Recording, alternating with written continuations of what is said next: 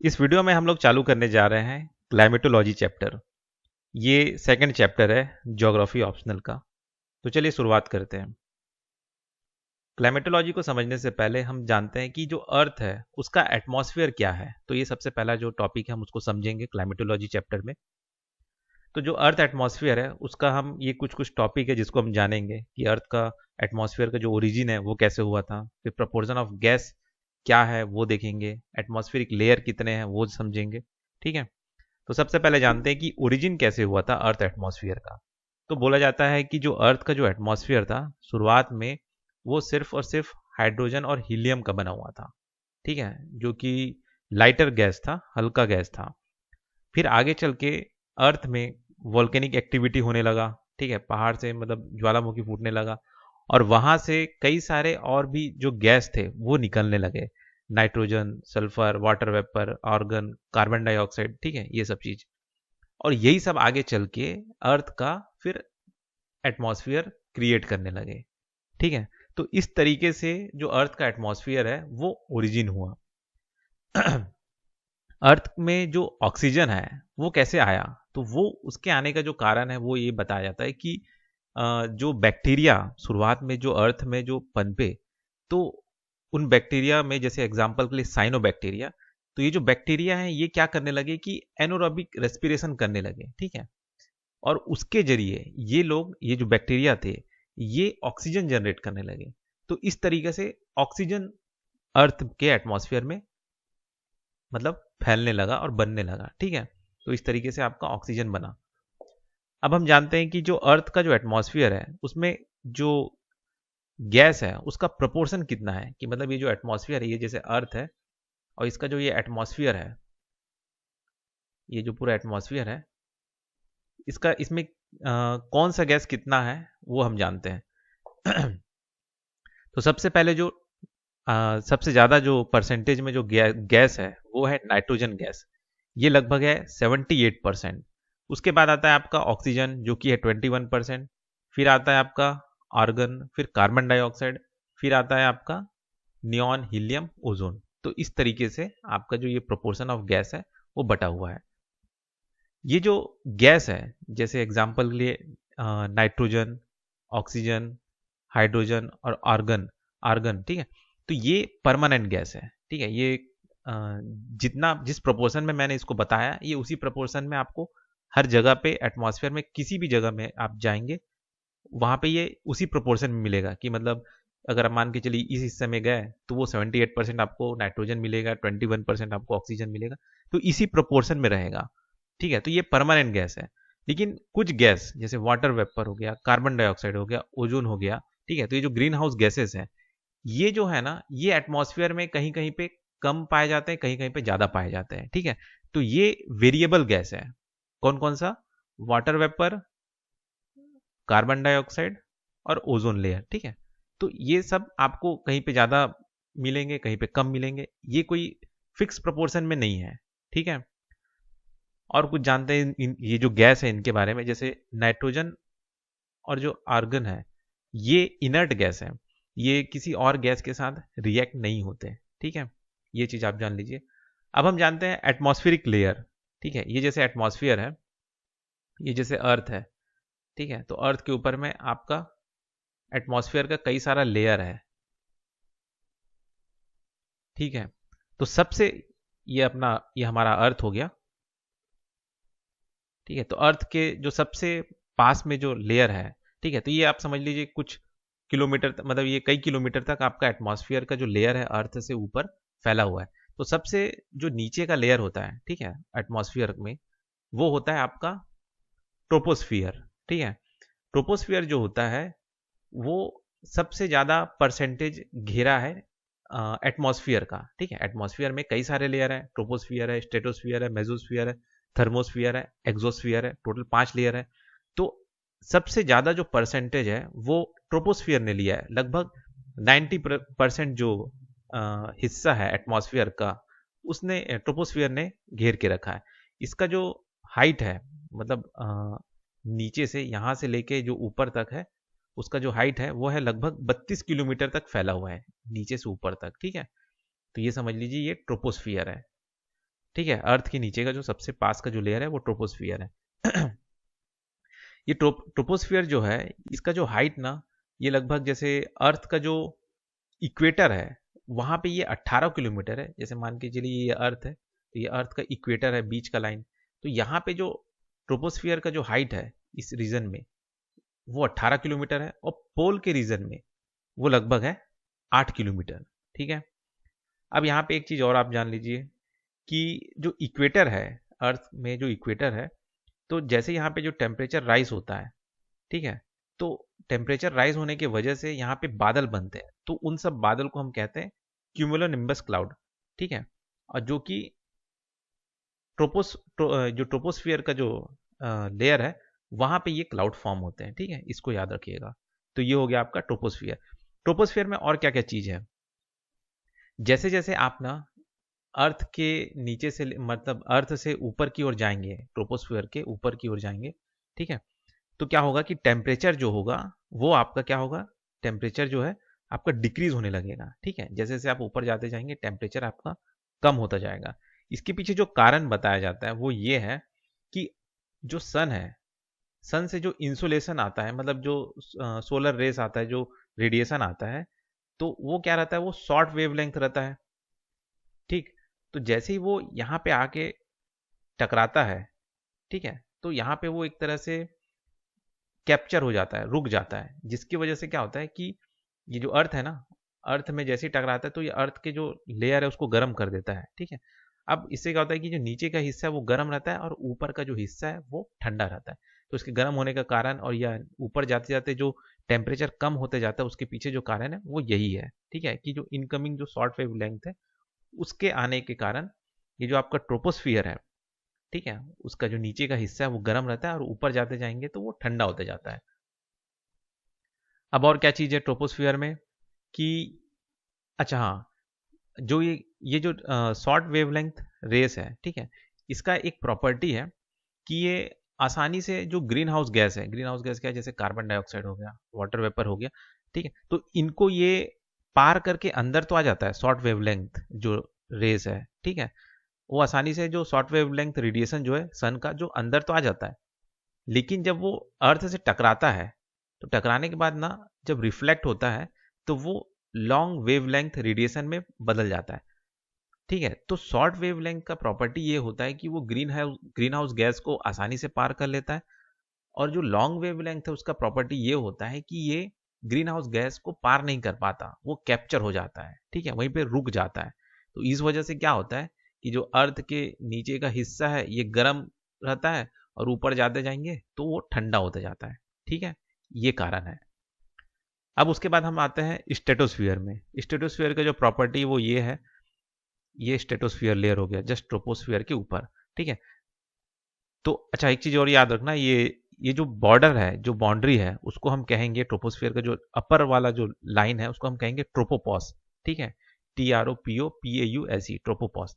ठीक है, अब इसके ऊपर आता है आपका स्टेटोस्फियर। ठीक है, तो स्टेटोस्फियर का जो भी अपर बाउंड्री होगा, जहाँ ये इस यहाँ तक जो है लाइन, ये कहलाएगा आपका स्टेटोपॉस। ठीक है, स्टेटोस्फियर जो है इसका प्रॉपर्टी ये होता है कि इसका जो टेम्परेचर है वो हाइट के साथ बढ़ता जाता है। ठीक है, इसमें क्या हो रहा था, हाइट के साथ टेम्परेचर गिर रहा था, लेकिन स्टेटोस्फियर में क्या हो रहा है कि हाइट जैसे जैसे आपका बढ़ता जाएगा इसका टेम्परेचर जो है वो बढ़ता जाएगा। ठीक है, इसके पीछे जो कारण है वो है ओजोन लेयर का होना। ठीक है, तो ओजोन लेयर जो है आपका स्टेटोस्फियर में मिलता है, इसको याद रखिएगा। तो जो ओजोन लेयर है वो क्या करता है कि सन से जो अल्ट्रावायलेट रेस आता है उसको एब्जॉर्व कर लेता है, जिसकी वजह से ये जो रीजन है यहाँ पे हाइट के साथ साथ गर्मी बढ़ता जाता है। ठीक है, तो गर्म होने का जो कारण है हाइट के साथ वो है ओजोन लेयर का अल्ट्रावायलेट रेस को एब्जॉर्व करना। ठीक है, तो ये कारण हो गया। अब हम जानते हैं मेजोस्फियर। ठीक है, तो जो मेजोस्फियर है ये क्या है, मेजोस्फियर आता है स्टेटोस्फियर के ऊपर। ठीक है, तो मेजोस्फियर का जो टॉप लेयर होगा, जो बाउंड्री है उसको हम मेजोपॉज कहेंगे। ठीक है, और ये जो है लेयर मेजोस्फियर है। ठीक है, मेजोस्फियर में क्या है कि यहाँ पे ना ना ही आपको ग्रीन हाउस गैस मिलेगा, ना ही आपको ओजोन मिलेगा। ठीक है, ओजोन और ग्रीन हाउस गैस यहाँ पे टोटली एब्सेंट होता है। दूसरा प्रॉपर्टी ये है कि मेजोस्फीयर में जैसे जैसे आपका हाइट, आप जैसे जैसे ऊपर जाते जाएंगे तो हाइट के साथ साथ इसका जो टेम्परेचर है वो गिरता जाता है। ठीक है, ये चीज याद रखिएगा। मेजोस्फीयर में और क्या चीज होता है, वहां पे होता है एक क्लाउड जिसको हम कहते हैं नॉक्टिलूसेंट क्लाउड, NOCTI है। ठीक है, यहाँ पे मैंने भूल गया है, स्पेलिंग थोड़ा गलत लिख दिया, NOCTI। ठीक है, NOCTILUCENT, नॉक्टिलूसेंट क्लाउड। ठीक है, इसका जो प्रॉपर्टी है, मतलब ये क्लाउड क्या है। ठीक है, पहला तो ये जो क्लाउड है ये मेजोस्फीयर में बनता है। ठीक है, और ये जो क्लाउड है ये एक तरह से समर सीजन में बनता है। और ये जो क्लाउड है ये मिक्सचर है किस चीज का, मिट्योरिक डस्ट का और मॉइस्चर का। ठीक है, मतलब मिट्योरिक डस्ट मतलब समझ रहे हैं कि जो मिट्योराइट स्पेस से जो आ रहा था वो एटमॉस्फेयर में जल के राख हो गया, डस्ट के फॉर्म में वहां पे उड़ने लगा। और वही जो मिट्योरिक डस्ट है उसके अराउंड आपका मॉइस्चर जमा हो गया और एक तरह से क्लाउड फॉर्म कर लिया मेजोस्फीयर में, तो उसको हम कहते हैं नॉक्टिलूसेंट क्लाउड। ठीक है, और ये समर सीजन में दिखता है। ठीक है, तो ये हो गया आपका नॉक्टिलूसेंट क्लाउड। अब इसके बाद आता है मेजोस्फीयर के ऊपर में आता है आपका थर्मोस्फीयर। थर्मोस्फीयर में क्या होता है कि इसका जो टेम्परेचर है वो हाइट के साथ साथ बढ़ता जाता है। जैसे जैसे आपका हाइट बढ़ेगा वैसे वैसे इसका जो टेम्परेचर है वो बढ़ता जाएगा। ठीक है, दूसरा चीज ये होता है कि जो आपका सन से जो एक्स रे या जो अल्ट्रावायलेट रेडिएशन जो आ रहा है उसको ये थर्मोस्फियर है एब्जॉर्व कर लेता है। ठीक है, जिसकी वजह से इसका जो टेम्परेचर है वो बढ़ जाता है ना। ठीक है, तो ये चीज याद रखिएगा। दूसरा चीज ये था कि हाइट के साथ साथ इसका जो टेम्परेचर है वो बढ़ता जाता है। अब इसमें और क्या चीज होता है, इसमें अब एक चीज और है वो है आयोनोस्फियर। ठीक है, ये जो आयोनोस्फियर है ये थर्मोस्फियर में ही नहीं मिलता, ये मिलता है मेजोस्फियर और थर्मोस्फियर दोनों में। ठीक है, दोनों में कुछ हिस्सा जो होता है वो आयोनोस्फियर होता है। ठीक है, मतलब ये जो जैसे ये मेजोस्फियर का कुछ हिस्सा और थर्मोस्फियर का कुछ हिस्सा जो है वो कहलाएगा आपका आयनोस्फियर। ठीक है, आयनोस्फियर क्या है, क्या चीज है ये, तो आयनोस्फियर जो है इसका जो प्रॉपर्टी है वो ये है कि इसमें जो लो फ्रीक्वेंसी या मीडियम फ्रीक्वेंसी जो रेडियो वेव है उसको ये रिफ्लेक्ट करता है। ठीक है, अब ये लो फ्रीक्वेंसी या मीडियम फ्रीक्वेंसी रेडियो वेव को रिफ्लेक्ट करता है तो इसका क्या यूज है, तो ये यूज होता है आपका रेडियो कम्युनिकेशन में। ठीक है, तो रेडियो कम्युनिकेशन में ये यूजफुल होता है। दूसरा चीज ये जो आयनोस्फियर है ये क्या चीज है इसमें, तो ये जो आयनोस्फियर है इसमें ना फ्री पार्टिकल है प्लस इसमें पॉजिटिव चार्ज पार्टिकल है। ठीक है, पॉजिटिव चार्ज पार्टिकल है, तो ये पॉजिटिव चार्ज पार्टिकल आया कैसे या वो बना कैसे, तो होता क्या है कि जब आपका क्या बोलते हैं सन रेस आता है, कॉस्मिक रेस आता है, इंसोलेशन आता है, तो वो क्या करता है कि जो एयर के जो मॉलिक्यूल्स हैं उनको तोड़ देता है। तोड़ने के बाद में ये क्या बनता है, पॉजिटिव चार्ज आयोनाइज्ड पार्टिकल बनता है। ठीक है, तो यही जो है पॉजिटिव चार्ज बनने का जो कारण है वो यही है कि जो सन से जो कॉस्मिक रेस आ रहा है वो क्या करता है, एटम्स को, एयर के जो एटम्स मॉलिक्यूल उसको तोड़ देता है और उसको पॉजिटिव चार्ज कर देता है। इस वजह से ये जो रीजन है इसको हम आयनोस्फीयर कहते हैं और ये यूजफुल होता है आपका रेडियो कम्युनिकेशन के लिए। ठीक है, ये चीज याद रखिएगा। आयोनोस्फीयर जो है यहाँ पे जो आयोनाइज्ड पार्टिकल जो बन रहे हैं, जो आयोनाइज्ड पार्टिकल जो बन रहे हैं ये सबसे ज्यादा कब बनते हैं, ठीक है, तो ये सबसे ज्यादा बनते हैं आपका सवेरे के समय जब सन रहता है। ठीक है, नाइट में कम बनता है क्योंकि रात में सूरज तो है ही नहीं, तो कहाँ से वो क्या बोलते हैं आपका कॉस्मिक रेस निकलेगा। ठीक है, तो रात में कम बनता है और सवेरे के समय में ज्यादा बनता है। ठीक है, तो ये चीज हो गया, बस इसमें यही चीज है।